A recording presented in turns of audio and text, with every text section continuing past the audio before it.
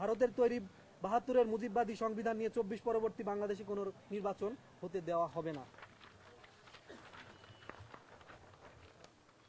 হাসিনা সরকারের পতনের মধ্য দিয়ে ভারতের আধিপত্য কিছুটা কমলেও বিভিন্নভাবে বাংলাদেশে থাকা ভারতের এজেন্টদের মাধ্যমে দেশে বিশৃঙ্খলার চেষ্টা করা হচ্ছে।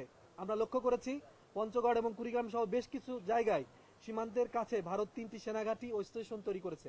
এমনকি সীমান্তের ১ কিলোমিটারের মধ্যে সেনাঘাঁটি ও সেনা স্টেশন তৈরি করেছে ভারত, যা বাংলাদেশের সার্বিক নিরাপত্তার জন্য হুমকি বলে আমরা মনে করি।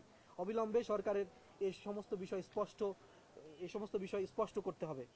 প্রিয় দেশবাসী ও উপস্থিত সাংবাদিকবৃন্দ, আজ আমরা এমন একটি সময়ে সংবাদ সম্মেলনে উপস্থিত হয়েছি যখন দেশের বিভিন্ন স্থানে গণহত্যাকারী ও সন্ত্রাসীদের দল আওয়ামী লীগ, যুবলীগ, নিষিদ্ধ ছাত্রলীগ সহ তাদের দোসররা অগ্নিসংযোগ, বোমা বিস্ফোরণ সহ সাধারণ মানুষের জানমালের উপর হামলা চালাচ্ছে।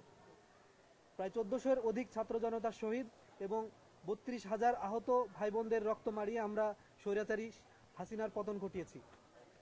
গণ অভ্যুত্থান পরবর্তী সময়ে সবচেয়ে গুরুত্বপূর্ণ যে বিষয়টি ছিল তা হলো গণহত্যাকারীদের বিচার। আগামী ১৩ নভেম্বর আন্তর্জাতিক অপরাধ ট্রাইব্যুনাল খুনি হাসিনার রায়ের তারিখ ঘোষণা করতে যাচ্ছে। এই দিনটিকে ঘিরে ইতোমধ্যে প্রশাসনের নীরবতার সুযোগ নিয়ে রাজধানীর বিভিন্ন জায়গায় বাসে অগ্নিসংযোগ এবং ককটেল বিস্ফোরণের ঘটনা ঘটিয়েছে গণহত্যাকারীরা। জুলাই ঐক্যের পক্ষ থেকে বারবার প্রশাসনিক সংস্কারের দাবি তোলা হলেও তার দৃশ্যমান কোনো অগ্রগতি হয়নি। যে সমস্ত পুলিশ প্রশাসনের হাতে আমাদের ভাই বোনদের রক্ত লেগে আছে, সেসব প্রশাসনিক কর্মকর্তারা গুম খুনের সঙ্গে জড়িত ছিল, তারা এখনো সেই পদেই বহাল রয়েছে। এর চেয়ে কষ্টদায়ক ও দেশের জন্য লজ্জাদায়ক কিছু হতে পারে না বলে আমরা মনে করি। যে সকল আইন শৃঙ্খলা রক্ষাকারী বাহিনীর সদস্যরা জুলাইকে ধারণ করে না, তারাই আজ দেশের প্রশাসনের গুরুত্বপূর্ণ পদে বহাল রয়েছে। সেই সুযোগ নিয়ে সারা দেশে নৈরাজ্য করে যাচ্ছে আওয়ামী লীগের সন্ত্রাসীরা। আদালত গণহত্যার সঙ্গে জড়িতদের জামিন দিয়ে দিচ্ছে, অথচ এখনো গণকবরে ১১৪ জনের লাশ রয়েছে, যাদের পরিচয় এখনো শনাক্ত করা যায়নি। আমাদের মায়েরা তাদের সন্তানের জন্য, বোনেরা তাদের স্বামীর জন্য লাশের জন্য পথে পথে ঘুরছে। আমরা লক্ষ্য করেছি যে বৈষম্যের বিরুদ্ধে আমাদের লড়াই ছিল, সেই বৈষম্যের বিরুদ্ধে এখনো শিক্ষকরা রাস্তায় পুলিশের হামলার শিকার হচ্ছে। জুলাই সনদ নিয়ে রাজনৈতিক দল এবং সরকারের মুখোমুখি অবস্থান রয়েছে। রাজনৈতিক দলগুলো শুধু একটি নির্বাচনের জন্য জুলাই বিপ্লব নিয়ে নানাভাবে কটূক্তি করছে।